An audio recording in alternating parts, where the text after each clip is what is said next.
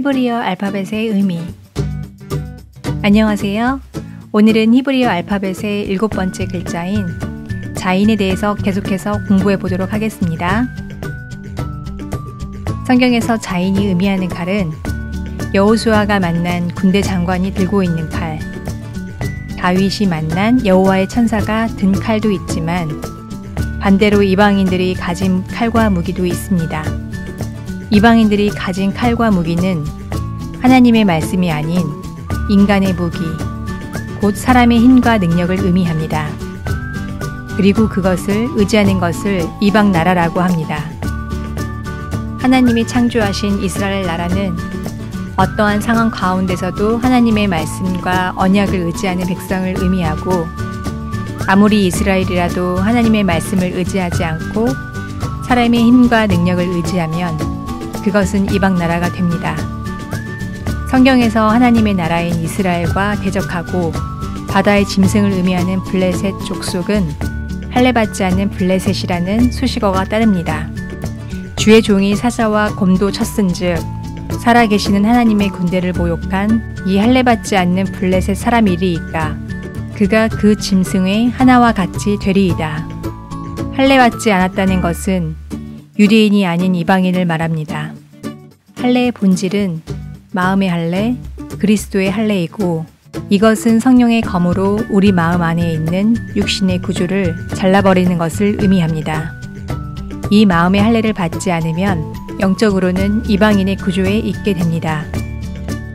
오직 이면적 유대인이 유대인이며 할례는 마음에 할지니 영에 있고 율법 조문에 있지 아니한 것이라. 자인은 이 마음의 할례를 의미하는 글자입니다. 이 마음의 할례를 받지 못하면 유대인들이 할례를 행했어도 표면적인 유대인인 것처럼 하나님을 믿고 교회 다닌다고 해도 표면적인 육신에 속한 그리스도인이 되고 할례받지 못한 블레셋과 같은 구조에 있게 됩니다. 다윗이 블레셋 사람에게 이르되 너는 칼과 단창으로 내게 나오거니와 나는 만군의 여호와의 이름 곧 내가 모욕하는 이스라엘 군대의 하나님의 이름으로 내게 나아가노라. 또 여호와의 구원하심이 칼과 창에 있지 아니함을 이 무리에게 알게 하리라. 전쟁은 여호와께 속한 것인즉 그가 너희를 우리 손에 넘기시리라. 성경에서 칼과 창이란 개념은 이방인의 구조에 있는 자들이 가진 무기를 의미하는 관용구이고, 하나님과 하나님의 백성을 비방하고 대적하는 칼, 즉 사람의 계명과 장로들의 유전을 의미합니다. 대답하여 이르시되 너희는 어찌하여 너희의 전통으로 하나님의 계명을 범하느냐. 예수님 시대의 바리새인들은 자신들이 옳다고 생각하는 유대교적인 신학과 교리로 하나님의 말씀을 대적하게 되었었죠. 오히려 자신들이 악하다고 생각하는 하나님의 말씀을 대적하는 원수와 이방인이 되어 있었습니다. 이스라엘의 첫 번째 왕인 사울도 하나님을 위해 제물로 드린다고 하면서 하나님의 말씀을 어기고 아말렉을 완전히 진멸시키지 않았습니다. 이 사울이 사용했던 무기도 칼과 창입니다.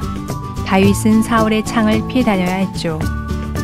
바알과 아스라의 선지자들은 자기들의 규례를 따라 자기들의 몸을 칼과 창으로 상하게 했습니다. 칼과 창이란 자기들의 규례, 자기들이 옳게 생각하는 방법, 이 세상의 무기, 이 세상의 힘과 지혜를 상징합니다. 예수님은 칼을 가지는 자는 다 칼로 망한다고 말씀하셨죠. 블레셋과 사울의 같은 이방인의 구조를 가지게 되면 스스로 의롭다고 생각하기 때문에 자기 안에 있는 죄와 불법은 제거하지 않고 다른 사람에게 칼과 창을 들이대게 됩니다.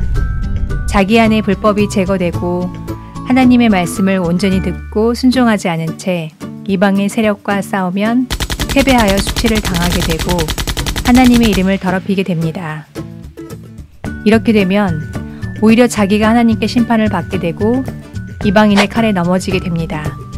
이스라엘이 블레셋과 같은 이방의 구조를 이기는 길은 칼과 창이 아니라 만군의 여호와의 이름인 하나님의 말씀의 빛을 온전히 비추는 것이었습니다. 일어나라, 빛을 발하라.